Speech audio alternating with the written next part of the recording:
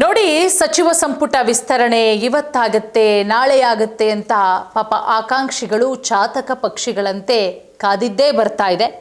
But ಸಂಪುಟ ವಿಸ್ತರಣೆಯಂತೂ ಆಗ್ತಾನೇ ಇಲ್ಲ. ಸದ್ಯಕ್ಕೆ ಬರ್ತಾ ಇರುವಂತಹ ಅಪ್ಡೇಟು ಸಚಿವ ಸಂಪುಟ ವಿಸ್ತರಣೆ ಮತ್ತೆ ಮುಂದೂಡಿಕೆಯಾಗಿದೆ.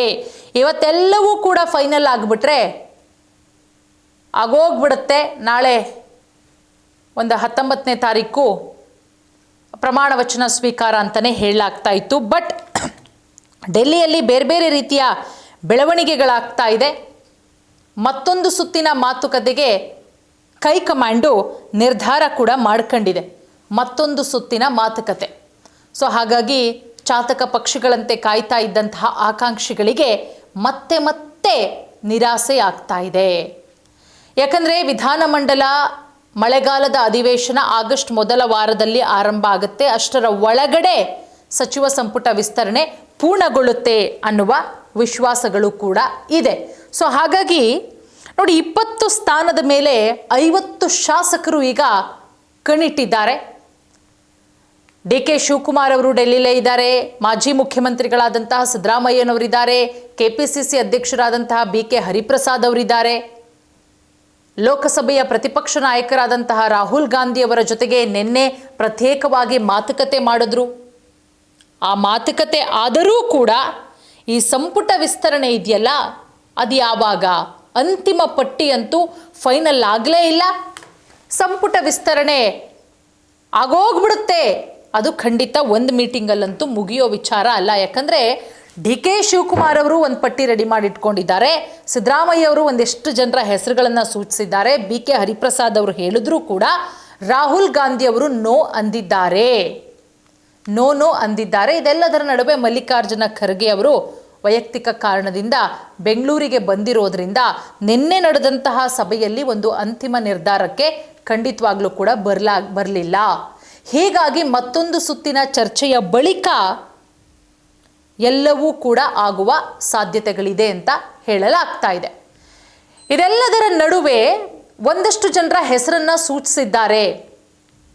ಕೆ ಸಿ ವೇಣುಗೋಪಾಲ್ ಅವರೊಟ್ಟಿಗೂ ಕೂಡ ಚರ್ಚೆಯಾಗಿದೆ. ಇದು ಪ್ರಾಥಮಿಕ ಹಂತದ ಚರ್ಚೆಯಷ್ಟೇ, ಸದ್ಯಕ್ಕೆ ಯಾವಾಗಂತ ಹೇಳೋದಕ್ಕಾಗಲ್ಲ. ಬಟ್ ಜುಲೈ 22ನೇ ತಾರೀಕು ಎಲ್ಲವೂ ಆದರೆ ಪ್ರಮಾಣ ವಚನ ಅಂತಲೇ ಹೇಳಲಾಗ್ತಾ ಇದೆ. ಸೊ ಇರುವುದು 20 ಸ್ಥಾನ, ಬಟ್ ಆಕಾಂಕ್ಷಿಗಳಿರುವುದು 45ರಿಂದ 50. ಅದರಲ್ಲಿ ಬಿ ಕೆ ಹರಿಪ್ರಸಾದ್ ಅವರು ಒಂದಷ್ಟು ಜನರ ಹೆಸರು ಸೂಚಿಸಿದ್ದಾರೆ. ಸಿದ್ದರಾಮಯ್ಯ ಅವರು ಒಂದಷ್ಟು ಜನ, CM ಡಿ ಕೆ ಶಿವಕುಮಾರ್ ಅವರು ಕೂಡ ಅಷ್ಟೇ. ಮೂಲಗಳ ಪ್ರಕಾರ ರಾಜ್ಯ ನಾಯಕರು ಏನು ಪಟ್ಟಿಯನ್ನು ಸಲ್ಲಿಸಿದ್ರು ಆ ಪಟ್ಟಿಯಲ್ಲಿ ಹೆಚ್ಚಿನವರು ಮಾಜಿ ಸಚಿವರೇ ಇದ್ದರು. ಹಾಗಾಗಿ ರಾಹುಲ್ ಗಾಂಧಿ ಅವರು ಅಸಮಾಧಾನ ವ್ಯಕ್ತಪಡಿಸಿದ್ದಾರೆ ಅನ್ನುವ ಮಾತುಗಳು ಕೂಡ ಕೇಳಿಬರ್ತಾ ಇದೆ. ಏನು ಪಟ್ಟಿಯನ್ನು ಕೊಟ್ಟಿದ್ರು ಆ ಪಟ್ಟಿಯಲ್ಲಿ ಅತಿ ಹೆಚ್ಚಿನದಾಗಿ ಮಾಜಿ ಸಚಿವರುಗಳೇ ಇದ್ದ ಕಾರಣ ರಾಹುಲ್ ಗಾಂಧಿ ಅವರು ಅಸಮಾಧಾನ ವ್ಯಕ್ತಪಡಿಸಿದ್ದಾರೆ. ಸೊ ಹಾಗಾಗಿ ಸ್ವಲ್ಪ ಚೇಂಜಸ್ ಮಾಡಿ, ಮಾಜಿ ಸಚಿವರುಗಳಿಗೆ ಮಣೆ ಹಾಕೋದು ಬೇಡ, ಹೊಸಬರಿಗೆ ಅವಕಾಶ ಕೊಡೋಣ.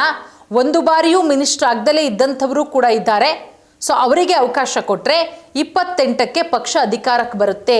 ಈ ಎಲ್ಲ ಲೆಕ್ಕಾಚಾರಗಳನ್ನು ಕೂಡ ಇಟ್ಕೊಳ್ಳಲಾಗಿದೆ.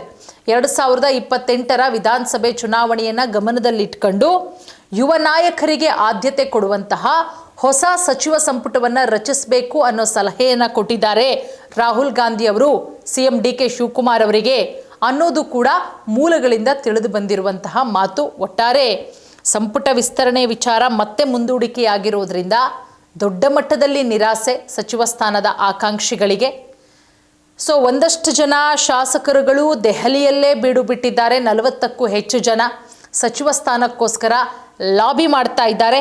ಸೊ ಏನಾಗಬಹುದು, ಇವತ್ತು ನಾಳೆಯಲ್ಲಿ ಒಂದು ಫೈನಲ್ ಆಗಿ ಒಂದಷ್ಟು ಬದಲಾವಣೆಗಳಾಗುವಂತಹ ಸಾಧ್ಯತೆಗಳಿದೆ. ಯಾಕಂದರೆ ಅಧಿವೇಶನದ ಒಳಗಡೆ ಆಗಬೇಕಾಗತ್ತೆ.